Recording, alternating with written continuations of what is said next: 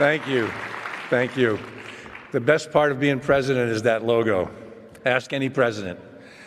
Good morning, and welcome to Neuroscience 25. I'm John Morrison, and it's been my privilege to serve as president of the Society for Neuroscience in its 56th year.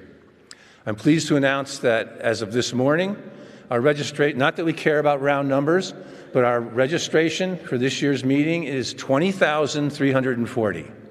So just about the same as last year. And welcome to sunny San Diego, everyone. I want to start by thanking the many SFN volunteers who've contributed their time and expertise to SFN throughout the year to create member programming and develop an innovative scientific program, as well as a strong lineup of professional development sessions, satellite events, networking opportunities, and advocacy roundtables that advance both individual careers and our entire field.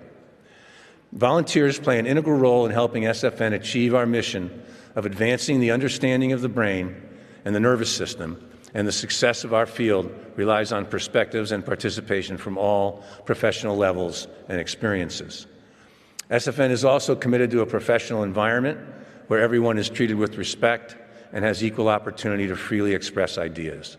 We pride ourselves on fostering a robust scientific community for everyone in neuroscience. If you ever experience a situation where you're uncomfortable or feel threatened or harassed, we want you to know that we have resources for you to report any incidents.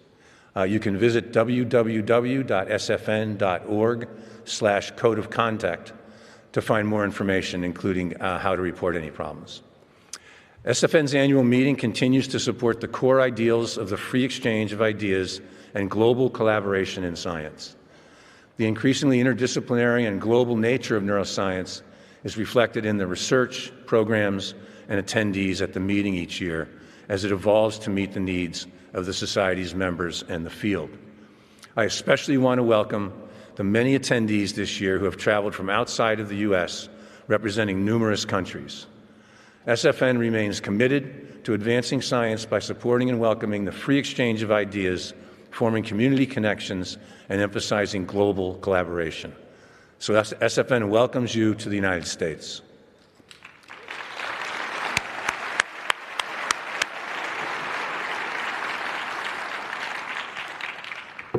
We ask that you silence all electronic devices to minimize interruptions during this morning's lecture. And I'd also like to remind you of SFN's photography and recording policy. Attendees may take pictures of the lecturer's work only if they have included the green camera with a checkmark image. In the absence of a visible image sign, photography, video, and audio recording, and all other forms of recording this presentation, including AI note takers, are prohibited.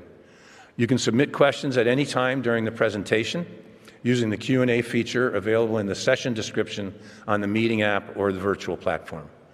Our dialogues moderators will ask many questions, as many questions as time allows during the Q&A segment at the end of the presentation. As we've done for the past years, Neuroscience 2025 includes a virtual component. This hosts a live stream of selected sessions, recordings of those sessions, and a selection of virtual posters. Please note that all meeting registrants have access to the virtual component, and you can easily access it by visiting www.sfn.org or the Neuroscience 2025 app. The dialogues recording will be available within 24 hours and accessible on the virtual platform until December 21st, as well as being on YouTube in perpetuity. If you need to leave at any time before the session is completed, please do so quietly. And finally, I want to continue to express my excitement about the joy of discovery that drives us all as neuroscientists to continue to advance the field. I hope you learn a lot this week and have a great time and have fun. And now for the annual dialogues between neuroscience and society talk. This year we are joined by Nicholas Keeley, and the topic is wine, one of my favorite subjects. Nicholas Keeley is a master of wine and the Chief Wine Growing and Operations Officer for the Crimson Wine Group, where he supervises the farming and winemaking of 6 estate wineries on the west coast of the United States. Although he's French, which you'll see in a moment. So he has international experience in making wine. Pine Ridge Winery is in the Napa Valley. That's one of Crimson's wineries. Sagacio Family Vineyards is in Sonoma Valley. Chamizal and Maline are in San Luis Obispo. Archery Summit in Dundee Hills, Oregon. Double Canyon in Eastern Washington. And Seven Hills Winery in Walla Walla, Washington. He has more than 30 years of experience in the wine industry with an emphasis on viticulture, winemaking, quality control, tasting, and wine business management. He holds a master's degree in enology from the University of Dijon in Burgundy, a master's degree in sparkling winery management from the University of Reims in Champagne, an MBA from the University of Washington in Seattle, and is a member of the prestigious Institute of Masters of Wine. Nicholas speaks at wine conferences on a regular basis and was recognized in 2022 as an industry leader by Wine Business Monthly. He's also the co-author of one of the most read winemaking books by wine education students titled Understanding Wine Technology, which is in its 4th edition. Nicholas will present his framework for understanding wine tasting in the style of Robert Greene's 3 Phases of Mastery. He will explain that wine tasting is a comprehensive neurological workout, engaging many brain regions through cross-modal integration of visual, olfactory, gustatory, and trigeminal inputs. The brain processes these inputs, making analytical judgments, articulating descriptive language, and forming emotional responses. And it tastes good. After his lecture, a tasting will take place with Dr. Christophe Bernard and Dr. Rachel Herz and myself serving as the panelists and wine tasters with Nicholas. Unfortunately, we don't have the technology yet for you to experience those wines, that maybe in 5 years. So this will be followed by your questions submitted through the app. So please give a warm welcome to Nicholas Keeley.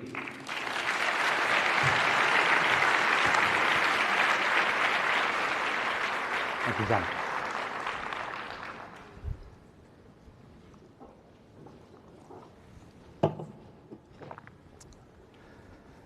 Good morning. A 2025 New York Times article explored the surprising link between our sense of smell and brain health, revealing how olfactory sense serves as an early warning system for cognitive decline. After reading it, my wife looked at me with amusement, and she asked me, "Do you know a winemaker that has Alzheimer's?" And I answered no. She continued, "Do you know anyone in your family?" And again, I said no. Raising a glass of Nebbiolo wine, she concluded playfully, "So wine can save our brain." I love my wife. While her logic was charming, it sparked a fascinating question. What if the act of tasting wine, with all its sensory complexity and cognitive demand, could indeed be one of nature's most sophisticated brain workout? I thought this would be a good introduction to my topic today. My journey of understanding wine complexity began in Lyon, in Central Eastern France, when I was born into a family where food and wine were not luxuries, but essential expressions of our culture. My father was a champagne salesman, and my mother created the meals that brought our family together. This immersion in France's gastronomy shaped all of us kids. One of my sisters became a butcher, and the other one a kitchen designer. I became a winemaker. My wine transformative moment occurred when I was 14 years old at a Christmas dinner. That evening, a Chateau d'Yquem 1967 Sauterne was served. Great Sauterne offer complex layers of vanilla and honeyed fruit with a perfect balance of sweetness and acidity. That specific Sauterne paired wonderfully with the toastiness of the bread and the saltiness of the blue cheese that we were served with it. I can taste that combination right now, nearly 40 years later. The decades that followed have been a pursuit of wine mastery. I've collected degrees and certification, with the most prestigious being my recognition as one of only 430 masters of wine in the world. I have co-authored a popular winemaking book, Understanding Wine Technology, which is now in its 4th edition, and a second book, Mastering Wine Tasting, focusing specifically on developing our tasting skills, is coming out before the end of the year. Today, at 53, I serve as chief wine grower for the Crimson Wine Group, overseeing farming and operations across 6 wineries on the West Coast. I also contribute to climate change initiatives, serving on international technical committees. But this rather longish introduction serves a larger purpose: to establish that what I'm about to propose comes from decades of serious study and practical experience. My claim is that wine tasting, when approached systematically, may be one of the most complete cognitive exercise available to us. A comprehensive brain workout that challenges perception, memory, analysis, prediction, and communication. Wine tasting is not about casual wine drinking, although pleasure certainly plays a role. This is the deliberate, systematic development of tasting skills that transform a pleasant beverage into a complex intellectual exercise. If you exercise your tasting muscle, it will give you back many benefits in return. So why do we taste wine? We don't discuss many of the things we put in our mouth to the extent we do with wine. We don't spend 5 minutes discussing the sensory intricacies of French fries, for example. But we can spend considerable amount of time discussing a wine's taste. At least I do. Learning to enjoy wine may seem frivolous when there are so many important skills to master. However, in this Masters of Wine opinion, wine tasting provides many benefits. Research, and frankly common sense, suggests that intellectual stimulation, a healthy social life, physical fitness, and a careful diet are key ingredients for a long and healthy life. I propose that wine tasting contributes to all these life-giving fundamentals. Wine tasting stimulates our brain by encouraging the analysis of what we are experiencing. It exercises our senses, particularly sight, smell, and taste, keeping them sharp, just as lifting weight maintains muscle mass. In addition, sharing wine over a meal is one of life's great pleasure, fostering human connections and enhancing food enjoyment. In my experience, sharing meals is one of the most fundamental human connection events. And the best meals always involve good friends and good wines. Moreover, moderate wine consumption may be part of a healthy lifestyle. While overconsumption is harmful, research suggests that 1 or 2 glasses of wine daily may offer more health benefits than complete abstinence to most of us. Finally, wine tasting can be meditative, forcing intense focus on this magical liquid. The extreme concentration and ability to use many parts of our brain, triggering our senses, forcing critical thinking, encouraging learning, and recalling past experiences provides a wonderful break from a world where everything is at our fingertips and is pre-made for us. While one can enjoy wine simply as a beverage, developing tasting skills maximizes the experience. It sharpens our senses, fuels interesting conversation, and might even impress others in social or in professional settings. I hope that I've convinced you that wine tasting deserves your attention. And now let me explain the path to wine mastery and why I believe it's a complete workout. If this wants to shift, here we go. If you haven't done so, I invite you to read Robert Greene's excellent book titled Mastery. Greene proposes 3 stages on our road to mastery. First is apprenticeship, which is the initial learning stage where we acquire fundamental skill and knowledge through intensive practice and observation. Second, comes the creative active phase, where we begin experimenting and applying knowledge in new ways, developing our own style and approach. Third is mastery, the final stage where intuition and skill merge together, allowing fluid, seemingly effortless performance and innovative breakthrough. The key principles for evolving from apprentice to master include to follow your inner calling through the discovery and pursuit of work that deeply resonate with your natural inclinations. Second, to value practical work where real-world application trumps theoretical knowledge. Third, to embrace the slow path, because mastery requires patience and thousands of hours of deliberate practice. Fourth, to find mentor from whom you can learn directly and that have already achieved mastery in their field. And finally, fifth, through the cultivation of creative tension, where wine uses obstacle and resistance as fuel for growth rather than discouragement. This model applies well to wine tasting mastery, and most likely to everything we are trying to perfect in life.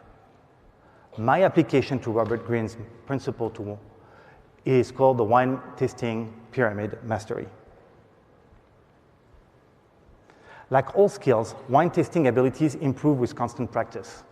I initially began perfecting wine tasting to avoid sounding uninformed during professional tasting. Over time, I discovered an ability to notice details about wines that revealed how they were made. This skill became invaluable in my work as a winemaker, allowing me to reverse engineer wine that I admired. With further practice, my understanding deepened beyond the technical aspect of winemaking.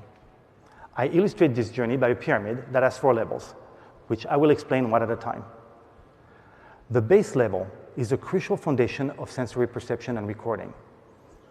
The first level, which most tasting classes initially focus on, teaches us how to distinguish and record sensory information with precision and repeatability. At this stage, you learn to analyze appearance, aromas, tastes, flavors, and aftertaste sensation. The key skills that you acquire at this level include understanding your senses and how they work, understanding the systematic approach to making sensory observations. That systematic approach activates different parts of the brain in logical sequence to ensure a comprehensive analysis. You're also learning how to record information accurately. For example, understanding the different levels of acidity and being able to describe them using simple, consistent terminology. Mastering these skills provide the necessary foundation for advancing to the second level of wine appreciation. This second level transforms the taster into a detective. While the base level is like driving blindfolded, relying purely on sensory input, a little bit like a Jedi feeling the Force, the second level adds a metaphorical rearview mirror, allowing the taster to deduct past facts based on sensory information. You know you've reached this level when you can associate specific sensory information with past events in the wine's history. For instance, detecting aromas of vanilla and smoke might indicate contact with new oak during wine production. As your experience grows, you will discern more nuances. In my oak example, you might differentiate between American oak, which impart caramel and dill aromas with rounder tannins, and French oak, known for vanilla and spice aromas with more assertive tannins. This ability to link sensory information to past events requires both a solid theoretical knowledge of viticulture and winemaking and an inquisitive mind that constantly questions why a wine tastes the way it does. At this level, a taster may deduce the origin of the grapes, or at least the climates in which they were grown, the grape variety or the blend of varieties used, the winemaking technique that have been employed. Reaching this level transforms wine tasting from a purely sensory experience to an analytical one, allowing you to read a wine's history through its characteristic. The third level is taking you to a predictive space and elevate the taster to a fortune teller, providing the ability to foresee the wine's future. Extending my driving analogy, if the base level was driving blindfolded and the second level was adding a rearview mirror, this third level gives the taster a clear windshield to see the road ahead.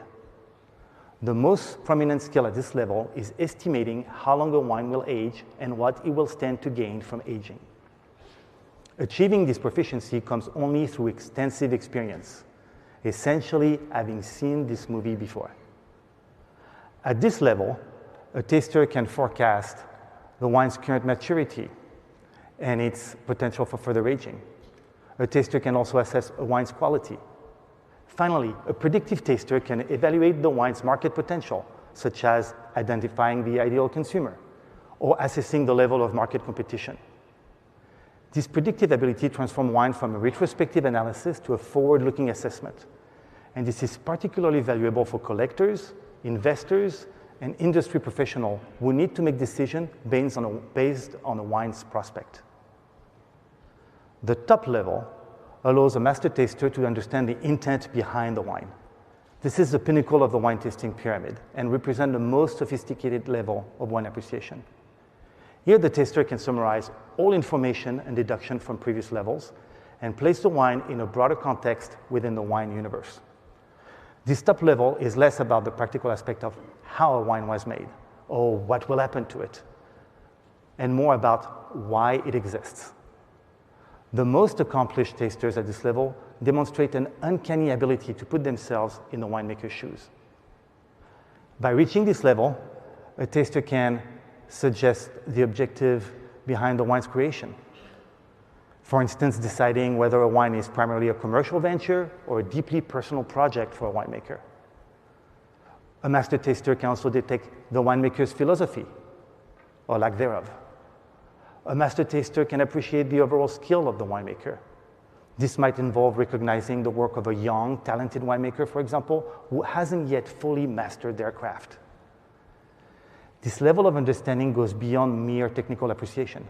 It involves a deep empathy with the winemaking process and the human elements behind it. Master tasters don't just evaluate wine. They interpret it as an expression of intent, philosophy, and craftsmanship. Now, this pyramid demonstrates how wine appreciation evolves from basic sensory information to profound understanding of the winemaker's craft and vision. As you progress through these levels, you will get not only knowledge, but also a deeper appreciation for the artistry behind each bottle. The journey from novice to connoisseur is rewarding, offering insight into history, agriculture, chemistry, and human creativity. I hope this concept of wine tasting mastery and progression through the different phases has been interesting to you. Now I want to build on this conversation and propose that tasting is a complete brain workout. When we taste wine, our brain processes a complex array of inputs and generates various outputs in a fascinating experience. For me, this is truly a brain workout. First, there is a gathering of sensory inputs as the brain absorbs numerous sensory perceptions. Visual inputs such as color, clarity, viscosity, brightness, olfactory inputs separating aromatics that comes from the grapes, from the winemaking process, or from aging, gustatory inputs through the 5 basic tastes that are sweetness, sourness, bitterness, saltiness, and umami, and trigeminal inputs such as the weight of the wine, the level of dissolved carbon dioxide, the temperature, the astringency, or the level of alcohol.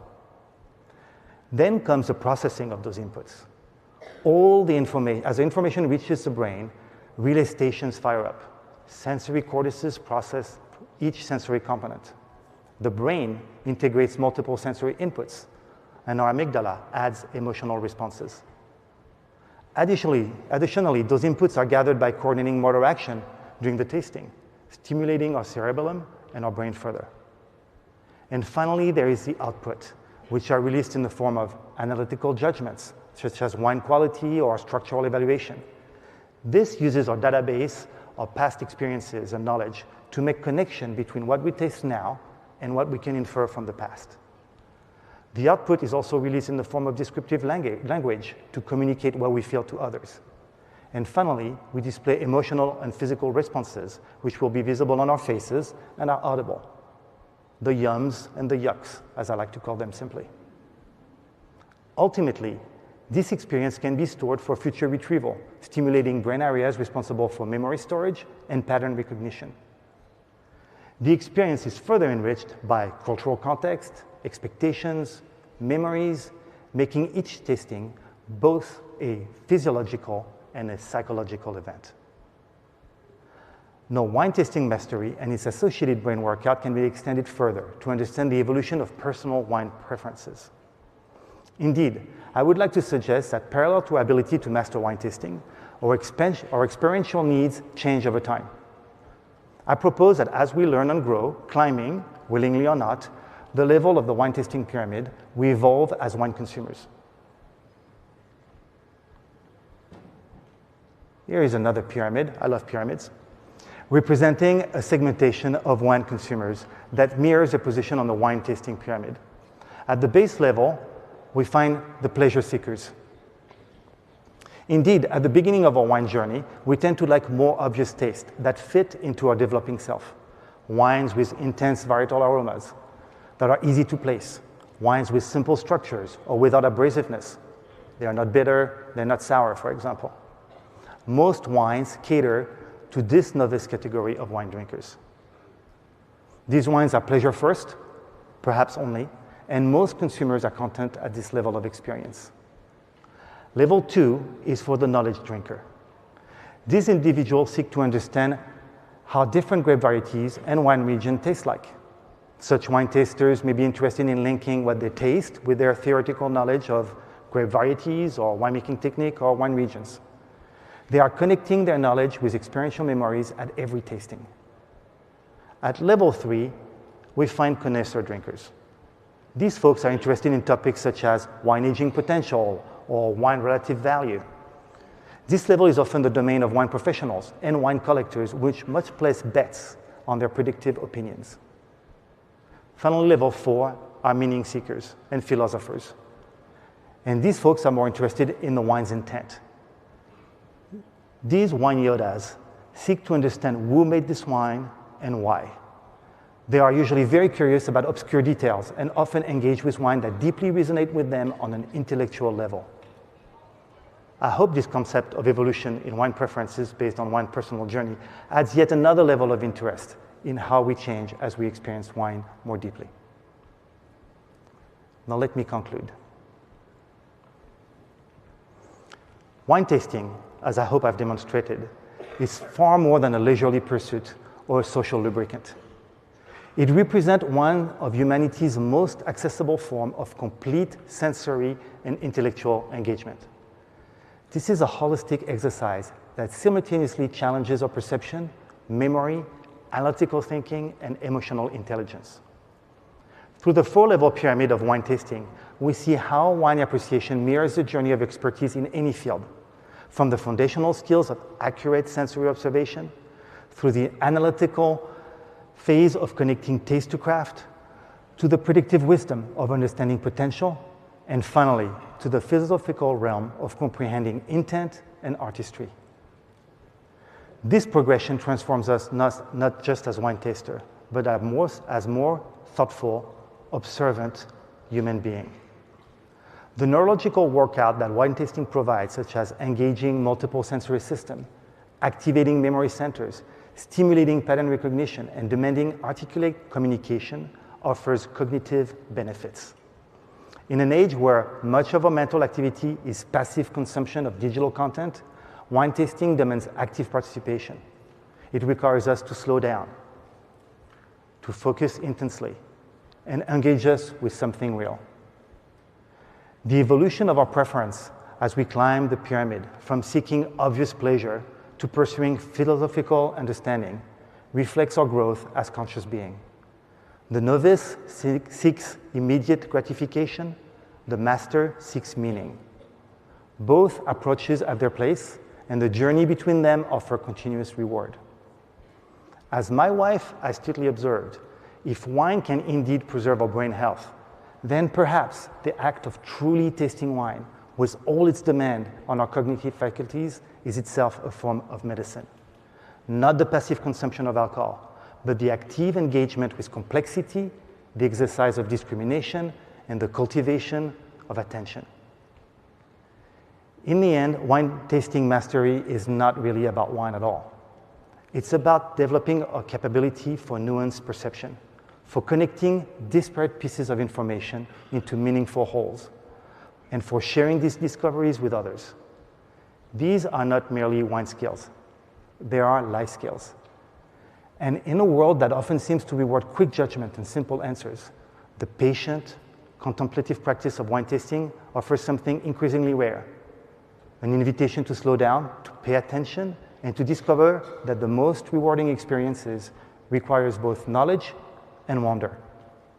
The journey from apprentice to master taster is ultimately a journey towards a more examined, more appreciative way of being in the world. And that, perhaps, is the most intoxicating discovery of all. Thank you.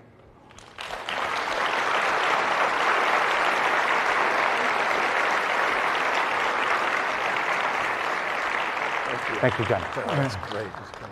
So you should sit over here. Yeah, I'll do. Wow. Thank you, Nicholas. At a time of great anxiety for many of us, that's a lesson to slow down a little bit and enjoy life. So next I'd like to move to something I'm very excited about, a wine tasting, where we will discuss some of the principles Nicholas just laid out for us. We won't take too much time with this because we want to have time for a Q&A as well.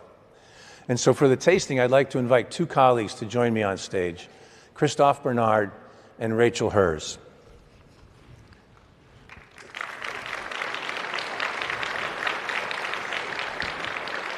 Rachel is one of the world's foremost experts on the sense of smell and the newly elected president of the International Society of Neurogastronomy. Now that is a society that is worth joining, I think.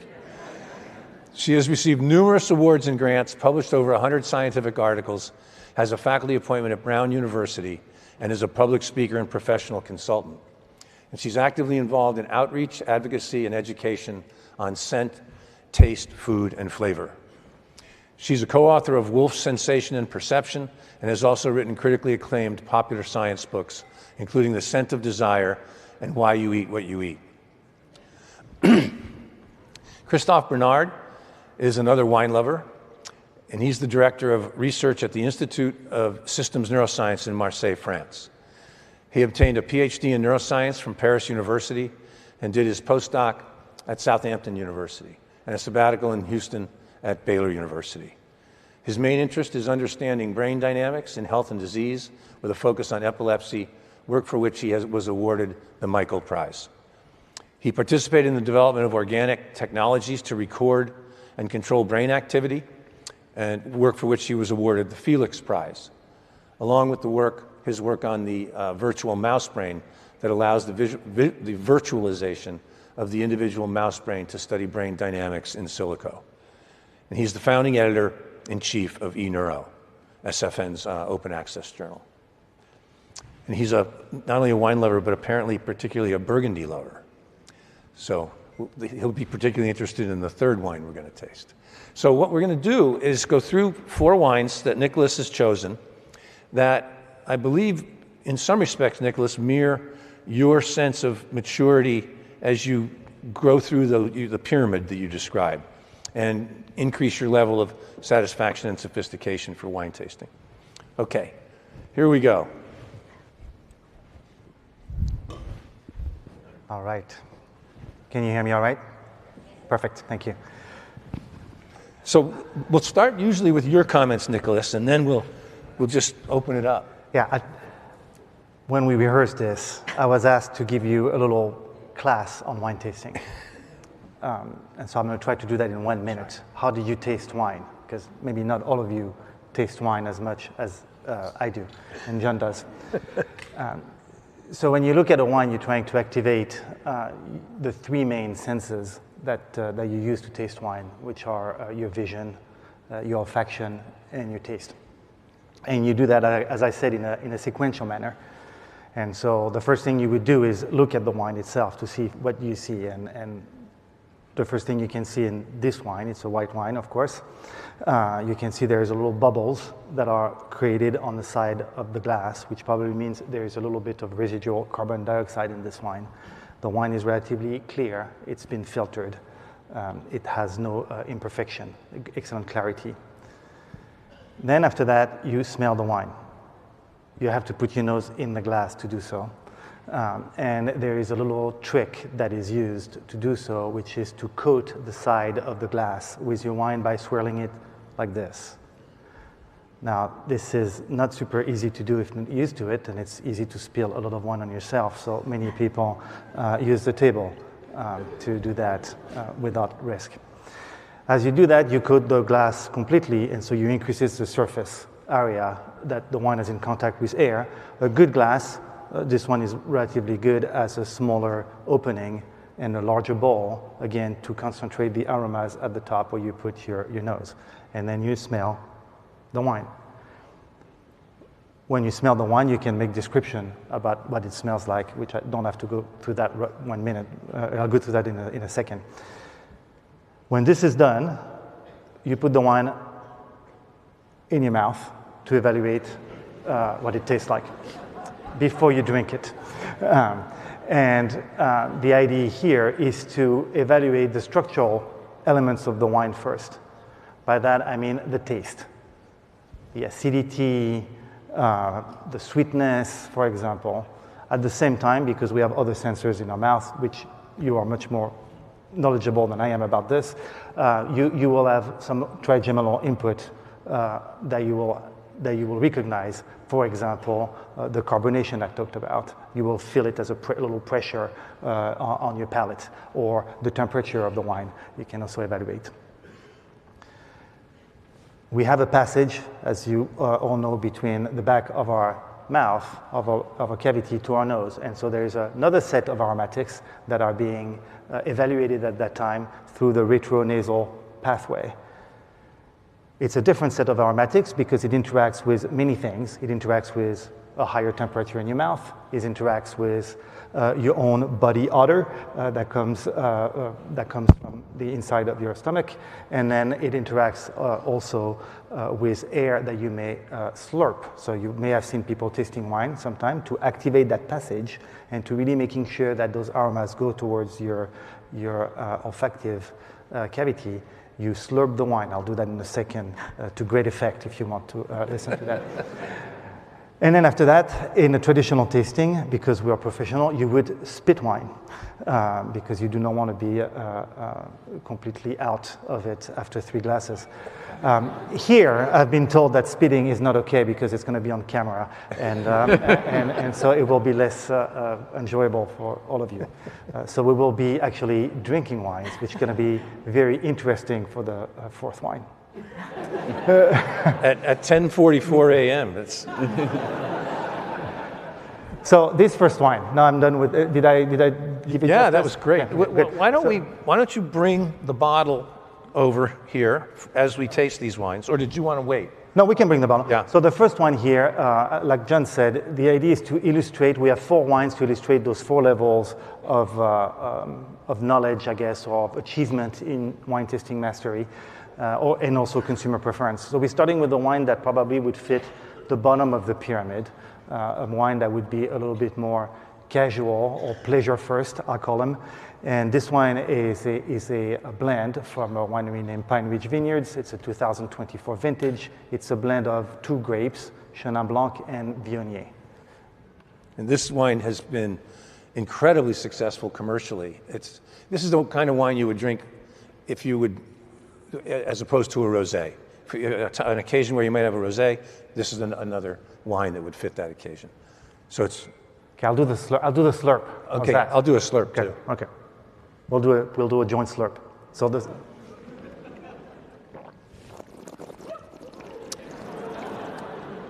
He slurps much better than I do. I'm a good slurper.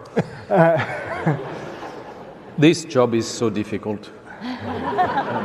I hate it.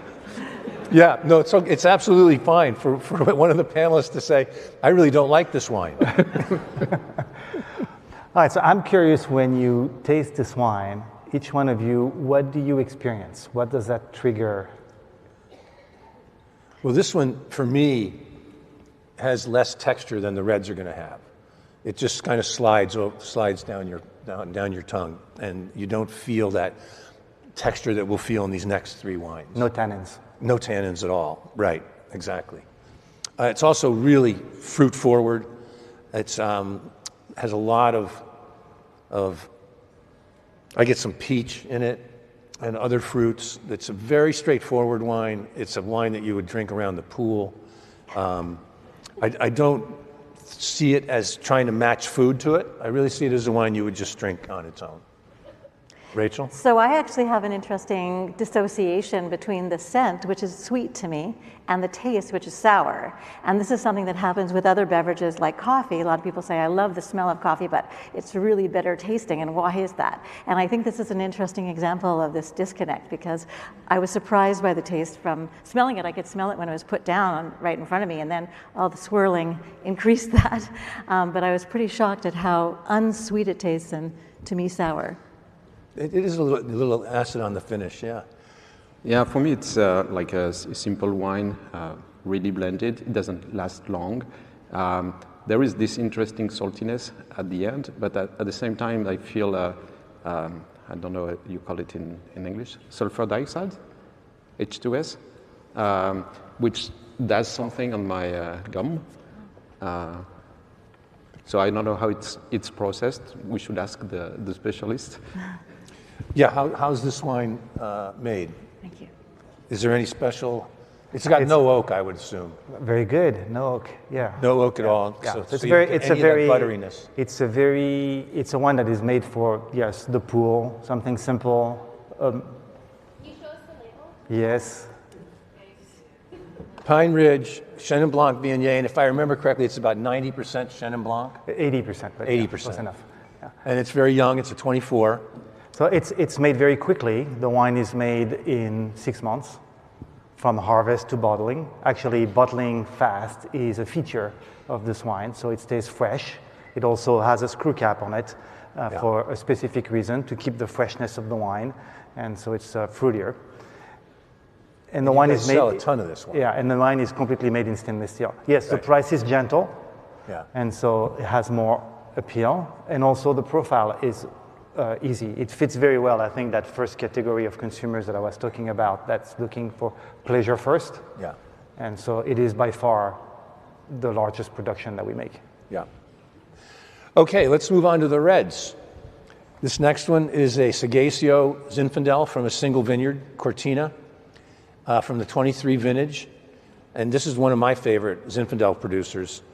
Sonoma, I think, makes better Zin than Napa does. I see Napa as more a Cabernet producer. But there are some good Zinfandels from Napa. And Zinfandel, of course, is going to be a lot fruitier than the next two wines, or a little more fruit forward. Well, maybe not more so than the Cab, but why don't you give us your impressions, Nicholas? It's Nice relatively intense on the nose, this wine. It's a lot of what I would call red fruit for me. Raspberry, strawberry, which is very Zinfandel-like. It's 100% Zinfandel wine. There is no new oak, or very little new oak. On the palate, usually that wine is very delicate. It's actually closer to a Pinot Noir, if you like Pinot Noir, than it is to a big wine. It has fairly high acidity. Zinfandel is a high acid grape. And so it's a very refreshing wine, a little bit more complex. Now we have tannins, and so the wine starts to fire on multiple levels rather than just be fruit and acid like we had earlier. Yeah, and it's softer than most Zins. You know, Zins for a while in the 80s and 90s got to super high alcohol levels, and they were just almost unpleasant to me anyway. This one drinks much more like a, as you said, almost toward a Pinot. Yes, usually when someone likes a Pinot, they will Very start nice. to enjoy I like this one. Yeah. So I'm going to talk again about disconnects. This time I actually really, similar to what John said, the fragrance, the aroma was really big. And I was surprised by the sort of delicateness of the taste and flavor in the wine. But one other thing to say, and this is also going back to this white wine, is that I brushed my teeth before this session, and there's a compound in toothpaste that actually blocks your sweet receptors, which is why an orange tastes horrible after you've just brushed your teeth. And I think that this is also like just a warning, don't do that before a wine tasting. But in any event, this one I'm getting now that I had this one coating after the toothpaste. With this wine, now I'm getting more into this one, so I can't, it's getting better. But this is really good. Yeah, and I love the dissociation between the smell and the taste. So it's really more complex in the mouth, and after you do the retrofaction, there is a lot of variety of things which appear, which are a bit long-lasting, which bring pleasure. So it's a pleasurable wine. Yeah, Sorry, I guys. agree. Very nice wine. And this is from the 23 vintage, which for those of you that are going to be buying wine, the 23 vintage in Napa and Sonoma is a really outstanding vintage. It was a very cool summer, and that often helps California because California generally has more heat than they really need. I like the comment you made, John, about the wine was not your expectation. paraphrasing here. Yeah. And I think we all suffer from that when we taste wine, or we do anything in life probably, where we get into something thinking it's going to taste a certain way, and it really influences. Sometimes we actually force ourselves back to our preconceived idea, and rather than being objective with our senses and being more say, you know what, that's not really what I thought it would be. Yeah, no, it's very different than what I was anticipating. Now, this first wine you would drink within a month of buying it. What do you think about the ageability of this Zin? I like this wine after at least 7 or 8 years of aging. Yeah, I agree. This is very young right now. So can I say something about expectation? Which Yeah. is the fact that the labeling and the price of a wine have an enormous influence, and not just, in fact, less of an influence on novices and more of an influence on experts who want to have more training and therefore more perceptions about what the expectation on the basis of cost and label is going to be. So there is actually an advantage to being a novice that you can spend less money and still get a good experience. And there's even the effect of color. A famous experiment was done where a white wine actually had red food coloring put into it, and enology students in France were describing this wine with red food coloring, which had absolutely no aromatics and no taste at all, as being very black fruit and deep and all the descriptors that go with red wine and not with white wine. So just as another expectation. I once was at a tasting, this was at UC Davis, where the person leading the tasting was blind, and we all had to wear a blindfold. And so we couldn't see the wine. We couldn't see if it was white or red, if it was densely colored, or if it was more transparent.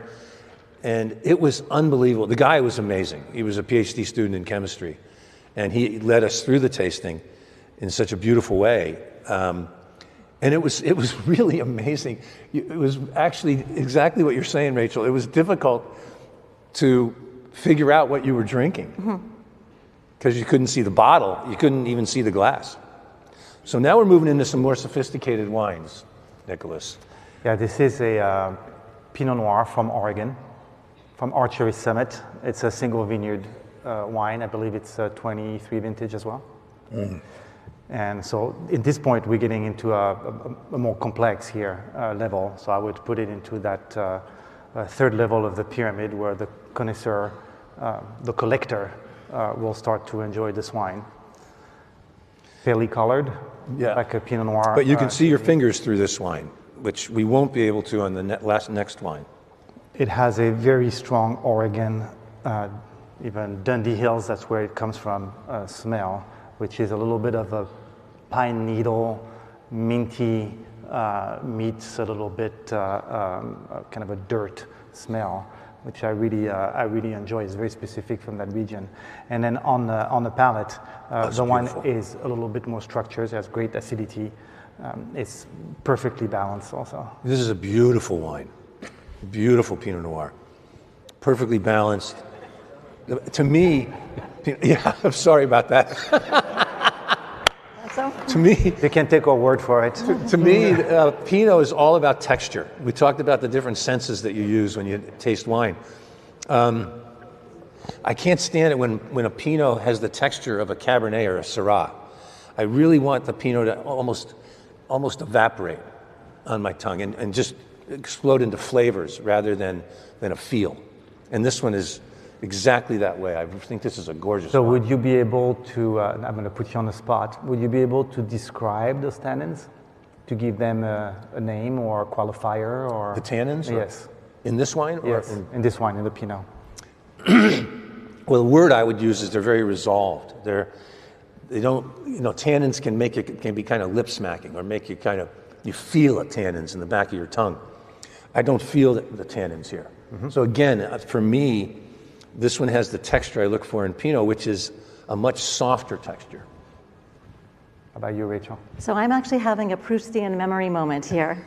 The aroma of this wine takes me back to childhood. Yes, I got to drink wine when I was 5. We lived in Paris, and my parents were wine collectors, and I got to have a little taste at the table. And this is just completely bringing me back to that. There must be, is this Bordeaux? Ultimately, would this be like the equivalent of a Burgundy? That was gonna be my alternate. So this would be like the Pinot Noir is the grape of Burgundy. Okay. Yes, so that must be. That's great, though. That's part of what Nicholas was talking about. Yeah. The way memories are entwined with the taste of the wine, particularly if it brings you back to a place like that. Well, and because the odorous memories are so linked to the emotion centers in our brain and the experience of sort of original sin, as it were, the first experiences we had with whatever the aromatics were. This is why I'm 5 years old in Paris right now. Good. Now, the Burgundy lover.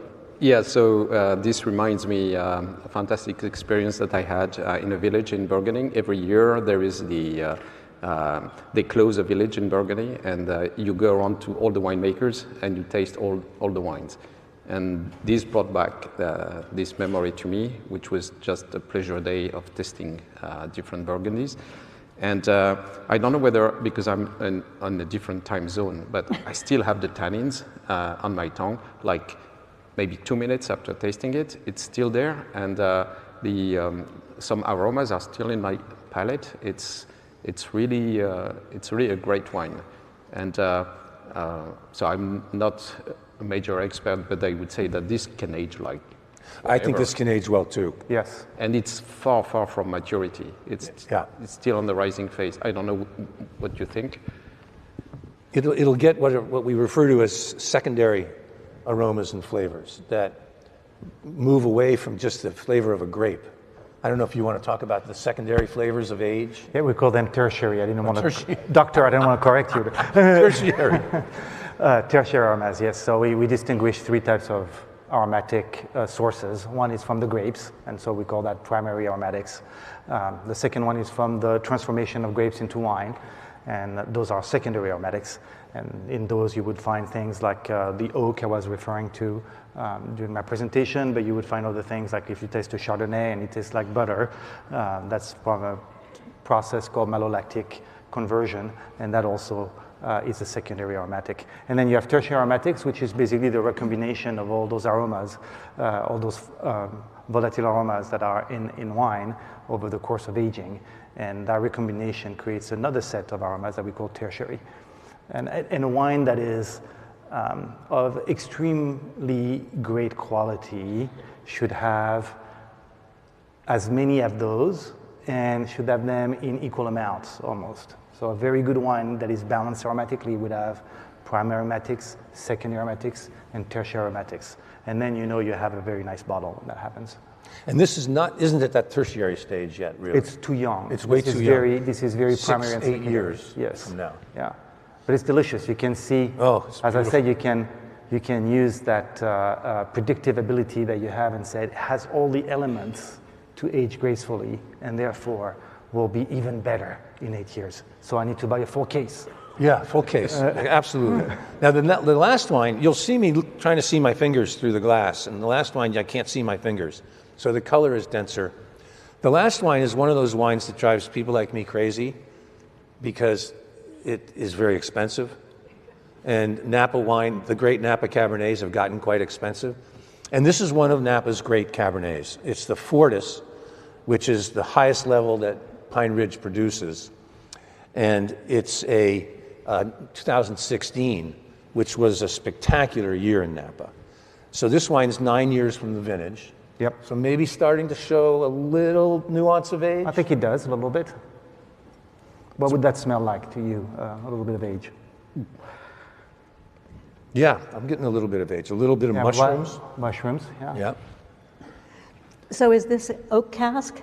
This is oak cask. There's a fair amount of oak as well. Yeah. Yes. Because it's almost, I mean, it's not at all like a Chardonnay, but there's a tiny hint of the oak aspect of it. This is incredible from a multisensory perspective because the color is outstanding, this amazing, gorgeous ruby.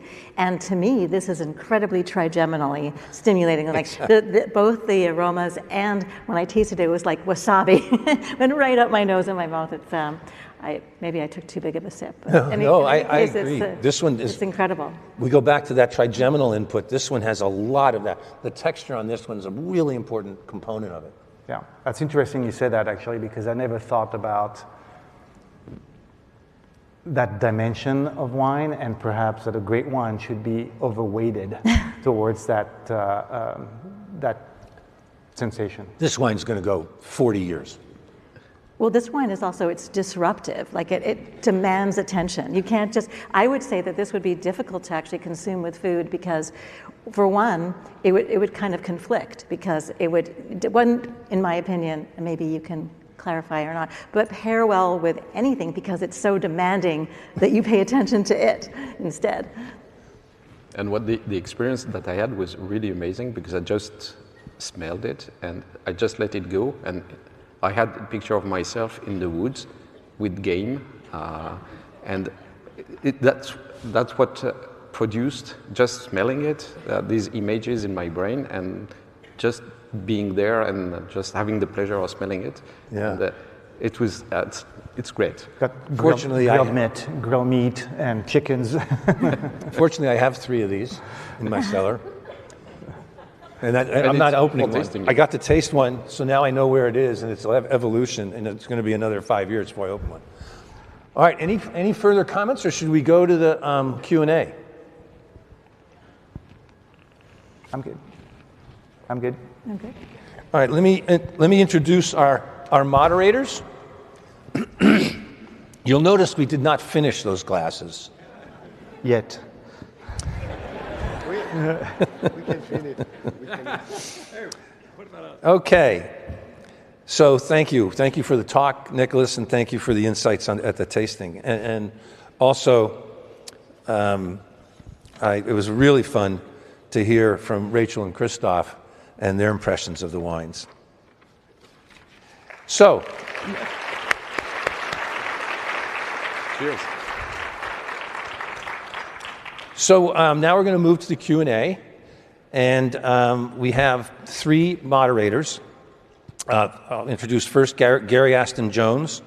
He's the Murray and Charlotte Strongwater Endowed Chair in Neuroscience and Brain Health and the Director of the Brain Health Institute at Rutgers University. His research focuses on the neural mechanisms underlying reward processing, motivation, affect, and vulnerability to addiction. Welcome, Gary.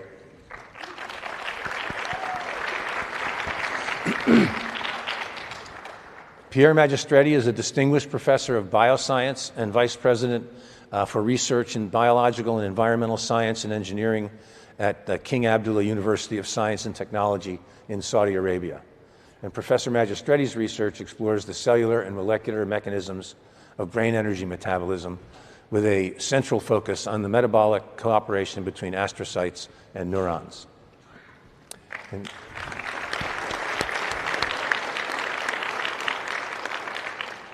And Daniela Schiller, who's this year's chair of the program committee, so we thank you for that. Also, Daniela is professor in the departments of neuroscience and psychiatry at the Icahn School of Medicine at Mount Sinai. The Schiller Lab is interested in discovering the neural mechanisms underlying emotional control and flexibility, and the question of if we can change our emotions. Dr. Schiller, I already said she's the program chair. Okay, so the moderators are ready to roll. We have plenty of time. Gary, why don't you lead us off? I will. Oops.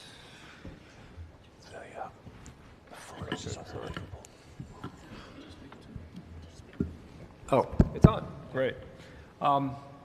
So we've got a lot of questions, and I'm glad we've got a lot of time to be able to cover as many as we can. First one that I see here that's, I think, interesting. Do all people taste the taste notes the same way? In other words, is there something like Daltonism in the sense of taste. Is there something like what, Gary? Daltonism, Dolphinism? Dalton. blindness, Daltonism. What's Daltonism? like colorblind, Daltonism, when you can... like colorblind. In other words, or people unable to discern different notes. Okay, I'm gonna make a brief comment, but I think hearing from these two on this will be really interesting. There are what are called super tasters, and I think that they have a higher density of taste buds. Isn't that correct? Yes. So I don't know whether I'm a super taster or not. Is there a way to find out if you're a super taster? There is a way to find out. First of all, if you don't like IPA beers, black coffee, and endive, you are probably a super taster. But if you don't have any problems with those substances, and then depending on where you fall in the range, you're probably either a taster or a non-taster. But it is exactly correlated to the number of taste buds that you have. Or not exactly. It is correlated to that. And that is actually a really good point with respect to the taste component. But really, we are not just tasting. We are experiencing flavor, which is the combined experience of salt, sour, sweet, bitter from the taste buds in our mouth with the aromatics. Because as Nicolas said, when we are tasting wine, we are actually inhaling, and the aromatics in our mouth are going up through a passageway at the back of our mouth and getting to the olfactory receptors there. And it's the brain that actually creates the synergy between taste and smell to create the perception of flavor. And where we are extremely different is in the sense of smell. In fact, no two people, unless potentially if they're an identical twin, has the exact same complement of olfactory sensory neurons expressed in their nose. And that, first of all, from a genetic perspective, means that the basic sensory experience of any aromatics that you're going to experience are going to be ever so slightly different from somebody else.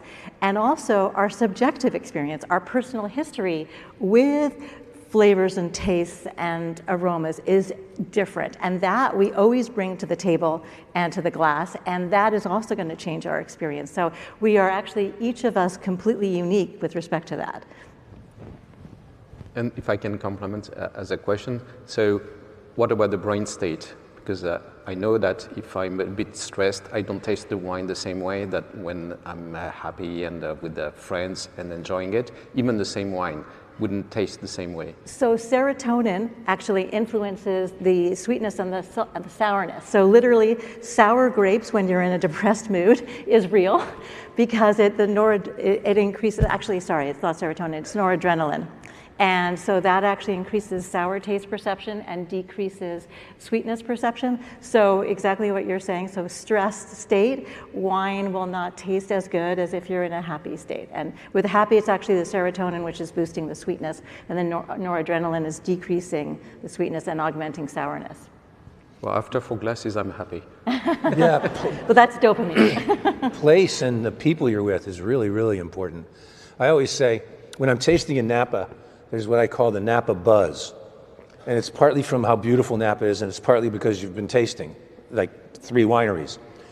Be careful how much of a given wine you buy when you have the Napa buzz, because it'll taste much better in that tasting room, potentially, than it will once you get home. So you've got to be careful with that. Anything else, or should we go to the next question?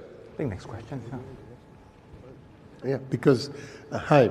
I think a question here in line with what's been discussed before in terms of inter-individual variability or even within individual, and that's the case. Are there cases of selective loss or gain of wine perception appreciation due to neural lesions or trauma? And in the same vein, are people with diminished auditory or visual senses have heightened olfactory or gustatory senses? Oh, wow. So it's actually not true from a sort of experimental perspective that blind people or deaf people have a better sense of smell. So that is, in fact, it's actually, from the point of view of the receptors, it's not part of the brain then takes over, but attention changes. And the more attention you pay to a particular sensory modality, the more you're perceiving through it. So literally you're recruiting more of your brain in the act of it through attentional mechanisms as opposed to sensory takeover of the brain from the sort of pure perceptual end of things. So there's that. And there's also the case of different sensory experiences in terms of hearing. Hearing loss, and especially inner ear infections, can actually increase taste sensitivity to an almost painful way, because the damage to the auditory nerves actually releases inhibition and creates burning mouth sensation in certain people. And that just in and of itself is a really unpleasant, would not go well with wine tasting state of affairs. And there's probably people in this audience that lost their sense of smell with COVID. And fortunately, I didn't. And apparently, it was really very unpleasant, because your sense of smell is so important to how food and wine and everything else tastes. So and some people lost it for months and months. Some people still haven't gotten it back. And just to take it a little further, it's really important, the sense of smell, to absolutely every experience in our lives. And one of the things we've sort of touched on here is emotion and memory. And it's like your connection even to yourself, your sense of self, your sense of continuity with others, the social component of existence. People who've lost their sense of smell often describe it as living behind a pane of glass, where they cannot connect with the world around them. And it is really quite devastating. So unfortunately, people really take their sense of smell for granted when they have it, and it's only in the absence of it that people are shocked and quite devastated to find out how much it's affected their lives. Mm-hmm. And for Nicholas, in your community, did you have cases like this where professionals lost their senses after COVID and either did not fully recover and had a modified appreciation of wines because of that? I have a very good friend, actually, that has been a mentor for me for decades, with whom I wrote one of my books that is older, in his 70s now. And I don't know if that plays a role in a more difficult recovery, but he hasn't recovered his sense of smell. So he's still fully anosmic, and that has been very difficult for him. Yeah. Wow. Yeah, I dealt with sommeliers and chefs who lost their sense of smell from COVID, and some of them permanently, and had to actually change professions because they just could not do, and they couldn't even explain to the people they worked with, like in the kitchen, well, it should be like this, and then tasting the food and making a comment, and so they just felt they couldn't do it anymore. It was quite devastating. And it's kind of all or none, or some people recover, but it's totally different afterwards. So that's an excellent That's question. what I wondered about. Yeah. So actually, it depends on the loss. So when it's a post-viral kind of a situation, like with COVID, it tends to be the case that when people get their sense of smell back, it typically goes through a pattern of initially, often what happens is something called parosmia, where you're smelling, but all of a sudden things that you used to really like the smell of are smelling terrible. And often there's a burnt smell, often like a gasoline or trashy smell. Those seems to be the predominant. But that's actually a good sign, because it means your neurons are regenerating and you're kind of on the road to recovery, and you will establish, hopefully, a full sense of smell again. People, however, who have traumatic injury smell loss, where what happens is the cribriform plate gets jolted either forwards or backwards and slices off the olfactory neurons as they're entering the brain, which technically wouldn't be the end of a sense of smell because the olfactory neurons regenerate, but typically what happens is due to the inflammation from the trauma, the little tiny holes in the cribriform plate scar over, so the olfactory sensory neurons can never get back into the brain. And people who have that experience really have pretty much loss for life. Wow. In the post-viral, the good thing is actually smell training is a method that can help regenerate smell perception, and is also good for your brain in any case, which is basically just sniffing deliberately as much as you can. And slurping? Slurping and sniffing deliberately, yeah.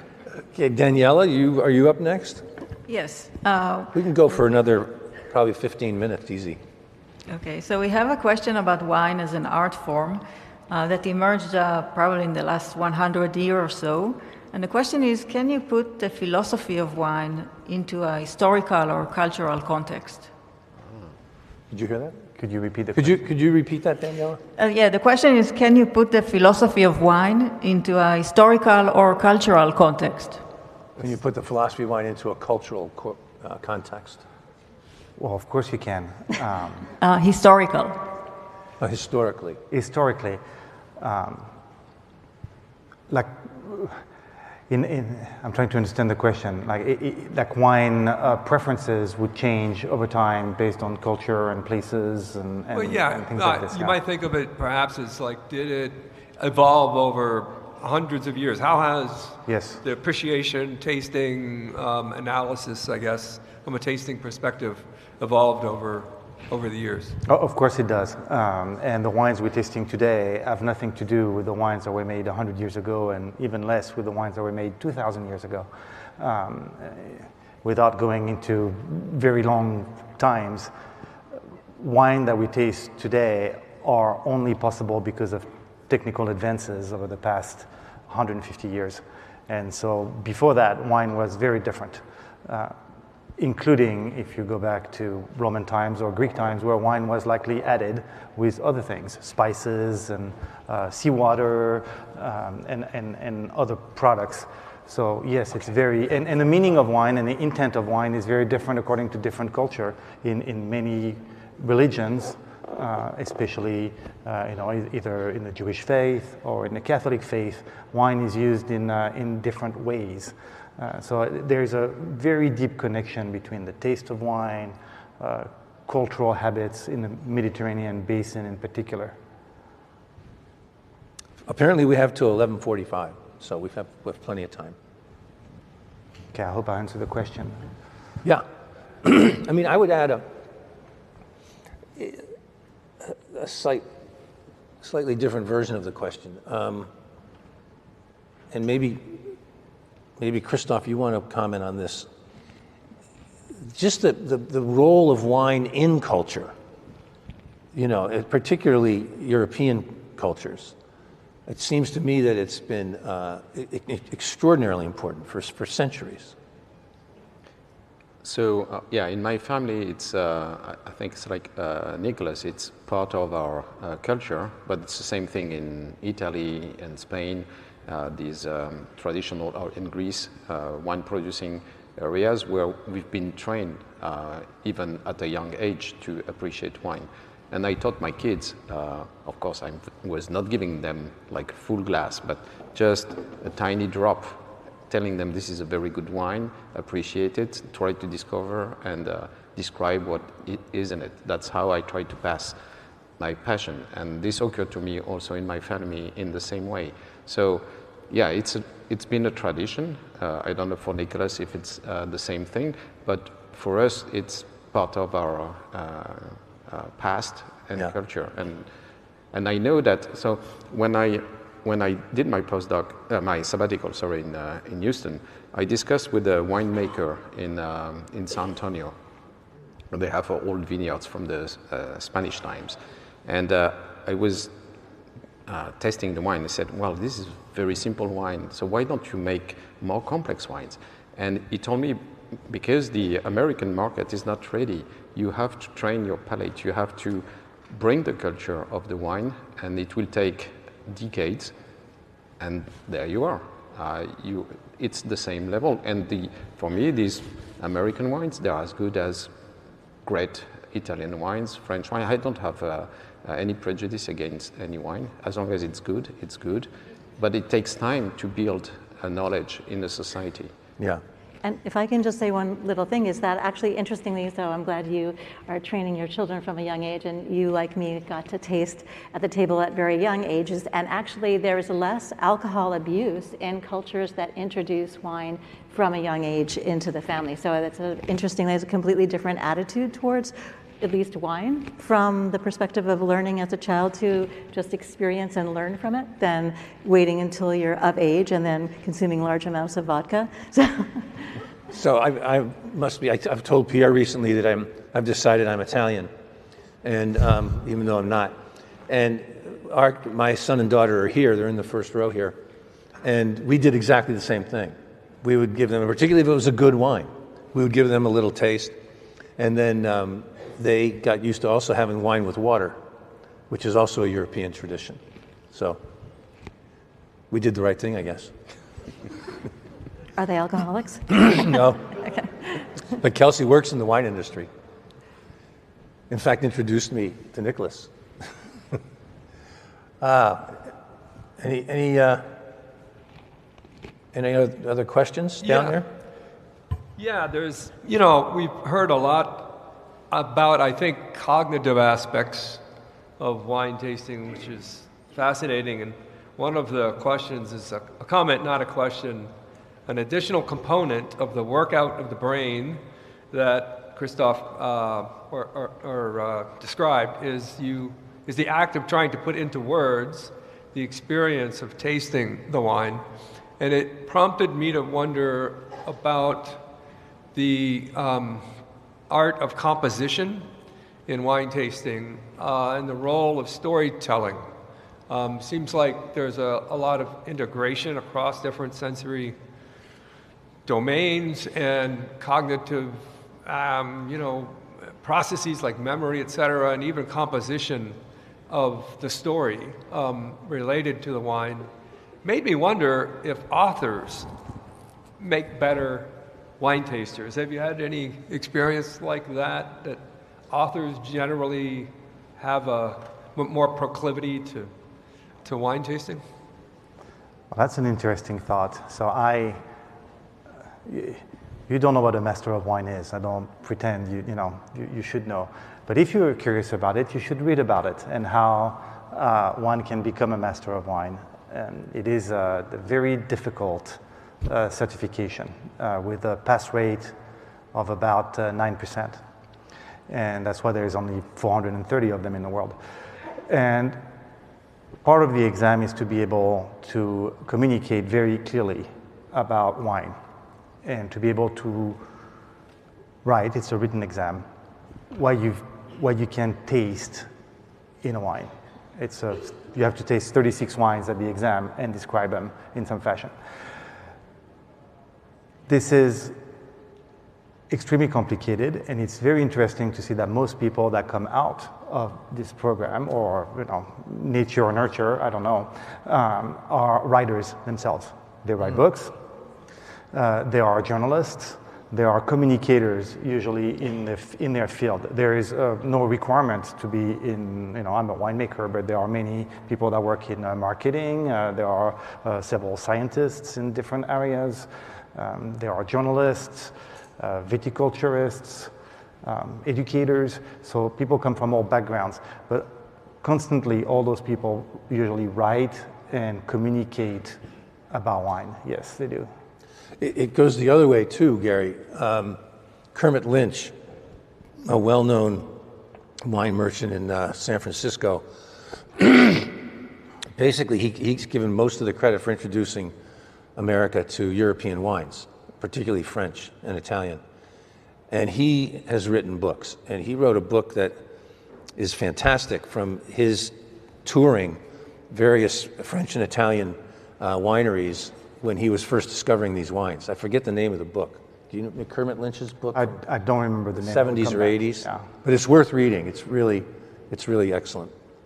And if I can just say that I love the question about storytelling and narrative and building from there, but interestingly, and I think this is probably more at the novice level than at the master level, there's a problem in cognition called verbal overshadowing, and the idea that you're dissecting this holistic experience when you have all those descriptors that you've learned from the wine wheel that you have to apply and try to dissect the complex molecules inside a glass, and that actually can effectively ruin the experience for people that are just trying to think of all the verbal codes rather than experiencing it as a perceptual whole. So I think once you're at the master level, then the storytelling is probably what takes over, and that's probably where that is really an advantage. But at the learning level, it can be a detriment to have all this cognition, and especially linguistic cognition, interfering.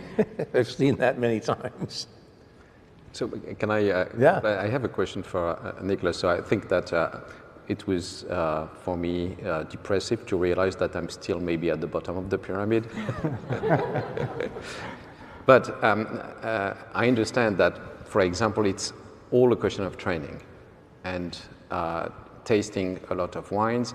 And if you want, for example, to predict how the wine is going to mature, then you need to remember a wine that you have drunk like 20 years ago and drink it now and remember that and see and learn from that.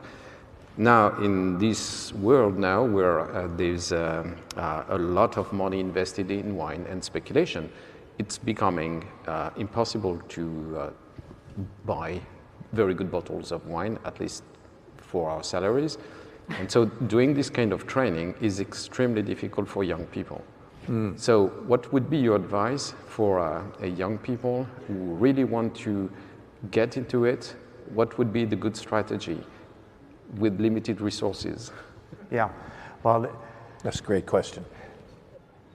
being able to access the top wines in the world, or at least the most expensive wine, let's call it that, in the world, is increasingly impossible for all of us. And it's a blessing when you have a wealthy person that has accumulated a collection over the years so you can have access to it. So find a wealthy friend that has a lot of wine.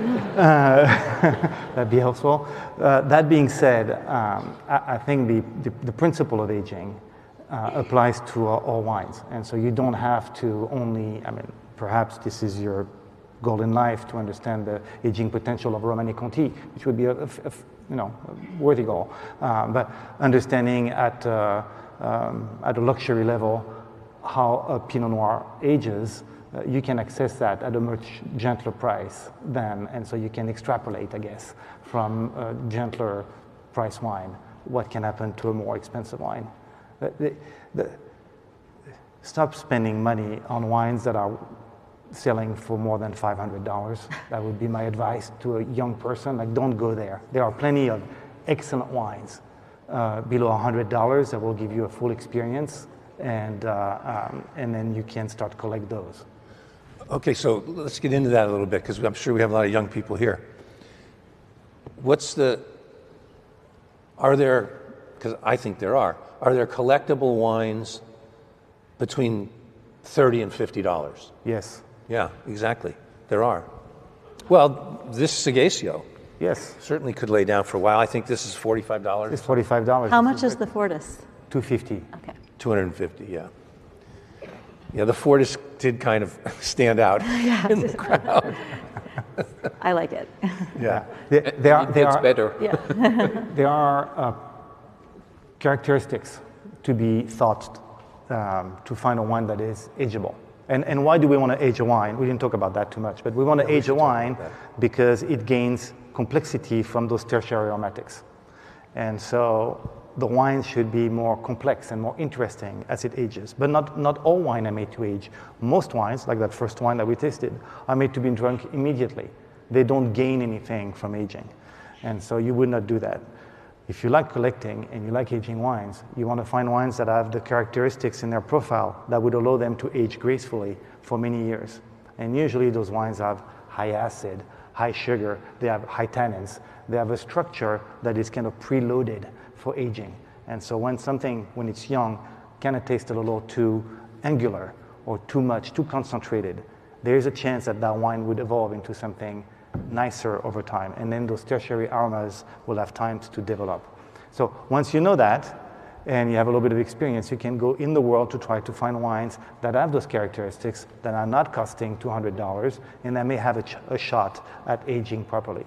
I'm going to give you one of my tricks. Don't buy all those wines, otherwise there's no more for me. But one wine that I collect that I think is very highly ageable is a Muscadet today.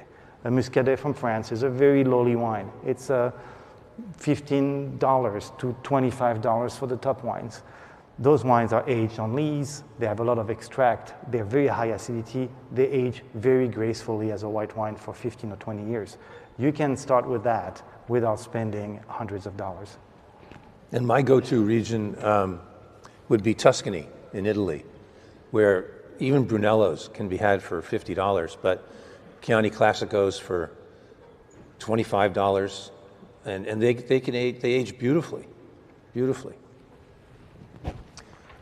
Question? Yes, maybe certainly for Nicolas, as a winemaker, it's a bit of a technical question, but I think it has very wide implications, and that's how are changes in climate going to affect grape growth regions, and wine production and wine quality? Well, that sounds like we need another 2 hours on that question. It affects wine production greatly, climate change. Not only because the temperature is warming, and so it's disconnecting what has been a traditional growing season from the grapes that are planted in a given region. So a region that used to be excellent for Pinot Noir may be better now for Merlot or Syrah. Some regions are becoming difficult to grow grapes into because they're getting too warm. That's the case of the Central Valley of California, for example, or some areas in Spain and southern Italy. So it's a big problem, the temperature. The other problem is our unpredictable weathers that we're all experiencing, like having 2 inches of rain in San Diego. That's another factor, not only, so for heat domes that we had in California in 22, for example, where the temperature was 115 or 120 Fahrenheit during harvest, which is way too warm. That's another problem. And then the last one is a collateral damage of climate change, such as wild fires, which we've experienced a lot in California lately, that create a lot of smoke that actually penetrates the berries of the grapes and gets fixed into the sugar inside the berry and revealed afterwards, giving you a nice taste of a smoke ashtray in your wine, which is probably lovely in a bourbon or whiskey, but is not quite nice in a wine. So it's a very big challenge. It is actually probably the #1 problem for wine making today. Well, if I can complement that, I have the worst experience in my life with our arch enemy, England. And when I visited Cambridge, Barry Everett told me, well, you should go to this wine cellar and try some English champagne. And champagne for me is like, it's my religion, right? Like with Burgundy.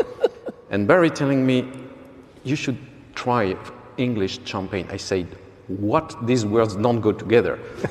And so I went there and I tried this champagne, and it was amazingly good. Amazingly expensive, but amazingly good. And why? Because of global warming and the planted grapes there, which was there before England invaded Bordeaux region and removed all their grapes because the wine was better. But they planted again, and because of global warming, now the champagne made there is truly excellent. Wow, with the high quality champagne, and it's the same soil from Champagne to this English region. It's the same nature of the soil. So global warming will improve the quality of English wine, unfortunately. Well, it can't be called champagne, though, so what's it called? No, they don't have the right. I don't know, Barry, what it's called. It's not champagne. It's like sparkling. Sparkling wine. Yeah. Sparkling wine, Sparkling yeah. wine, yeah. Yeah, I'm surprised you even agreed to call it champagne. No, it's the same thing. It's really beautiful. But that's the effect of global warming. Yeah. I haven't tasted them. Question? Yes, so Rachel described her Proustian moment, and Christophe was also transformed into the woods. So the question is, are there specific components in wine that would more reliably induce such an emotional response or would make it more memorable? Or is it purely a subjective experience?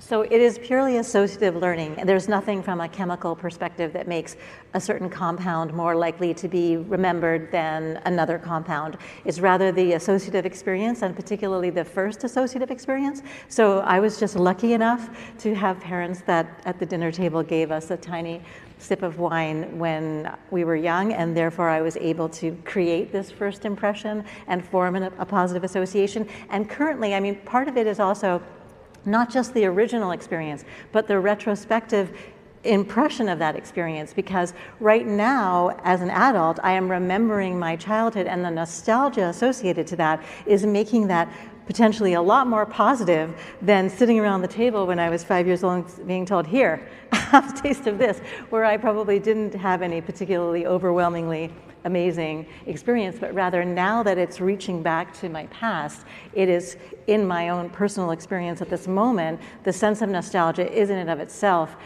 pleasurable, positive, has all kinds of connecting experiential effects. And so it's the current moment which is especially good. And although I think that Christophe might have, from his first experience, that was truly transcendent. But there's definitely the person at the moment experiencing the memory, but there isn't anything chemical about the experience. It's about the personal connection. Yeah. So just for Nicholas, the story that you told about Yquem and the blue cheese, was that a specific epiphany or like something that really ingrained something into you? Oh, definitely. I mean, I drank wine before I was 14. I have a very good memory of Easter, especially, where I could clear the table and have an opportunity to taste what was left on the table. But that specific wine was very special. Yeah, I think first there was probably a ceremony around it because it was a special bottle at home, and so there was a little bit of a preparation in anticipation of opening that bottle, and I think I recognized that. And preparation extended beyond just the bottle of wine. You know, the bread was special, and the blue cheese was special. So there was a whole ceremonial aspect to it that probably prepared me for it. And then that combination of taste was a moment where I thought, this is just a great product. I just like to drink this. I want more of this. Yeah. So my wife Abby and I had a similar experience with Chateau Yquem and Roquefort cheese. A colleague that I had worked with at Hopkins was hosting us in Paris. So it was in Paris. And to this day, it's probably the single greatest food-wine combination I've ever had. There we go, publicity for Chateau Yquem. It's only $450 a bottle. Yeah, $450 a bottle. So get a rich friend. Maybe another question?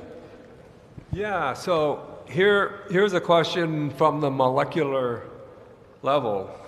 What are the changes at the molecular level in wine that produce these specific flavors? Is there any attempt to reproduce specific wine flavors artificially? And that question prompted me also to ask myself, what are the molecular changes that produce good aging in a wine, and what produces a long finish in wine? So a whole lot of sort of questions at the molecular level about these different properties of wine that we've been discussing. Oh, who's taking this? I have no idea. We know there are probably more than 1,000 molecules that are volatile and that can be detected in wine, and the combination of them is maddeningly complicated. They come from different sources. They come, as we talked about, from grapes, from winemaking, from aging. They recombine constantly. Obviously, there's a matrix impact based on what else is in the wine, the level of sugar, the level of alcohol, the acidity. So you combine all that together, and it makes an extremely complex beverage that hasn't been reproduced fully. Is that fair? I probably know more than I do about this. I think it's totally fair. I mean, I would just also add to that from the point of view of synthetic creation of flavor compounds, that's what the flavor industry is doing all the time when it's creating additives for different food products that are, we can have old tomatoes in that tomato sauce blend that you get at the supermarket, but by adding a variety of different flavorings and aromatics, and actually, interestingly enough, sugar, which also increases the perception of flavor of the tomato, then you can have the sort of experience from a synthetic perspective that is actually not there technically in the fruits that went into those ingredients. So, I mean, there's a huge industry that's doing this all the time and pretty good at it. That sounds terrible. Yeah, I was going to say, given the complexity of wine, it'll probably be the last I don't thing. think that's going to happen in wine because there's too much storytelling, but definitely from the point of view of food flavorings, this is... And perhaps more than storytelling, it's a little detail. But wine is heavily regulated, and it's regulated because its value, it's based on where it comes from. And so if you're a Bordeaux wine or a Burgundy wine, you'll be worth different value. And so what you can use into wine, what you can add to wine is very, very regulated. To my knowledge, in this country, there are only 74 things you can add to wines. Now, that may seem like a lot, 74 things, but when you look at the Codex Alimentarius, that would tell you how many things you can add to food in general. It's more than 3,500 things you can add to foods. Okay, I think we probably have time for one more question. Okay, here is a question about learning, reward, addiction. That is, I think, quite relevant for neuroscience audience. I mean, is there anything specific about reward or learning pathways in the brain and wine compared to other alcoholic beverages and drugs of abuse in certain cases, or is it purely a cultural phenomenon? Whew. So let me make sure I understand the question. Is there, so the dopaminergic reward system, Yes. as what's being referred to, is there something in wine that stimulates those receptors more effectively than beer? Is that the question? Or differently, I would think. I mean, there are people who are, abusing wine. Yeah, yeah. and not being able to appreciate, with all the subtleties we heard. There are whiskey, cognac. That's another level, which can also be, I think these alcohols can be also drunk without getting drunk. I mean, so where is there any difference in the, let's say, addiction potential? Maybe that's a question with wine, or is this content about hedonism as important in kind of modulating this? Probably the price is self-limiting for addiction. If you just want the alcohol, there's a lot easier ways to do it. Yeah. I don't know that we know the answer to that question. I would think that there's not significant differences in how wine and whiskey or wine and beer affect the dopaminergic reward system. I don't know, but I would think that that's not where it's coming from, that it's coming more from all these other things that we talked about and the things that Nicholas featured in his presentation, the social context, the memories, the people you were with, the food you're having. I think that's where the reward for wine can be so enhanced over other alcoholic beverages. That would be my view.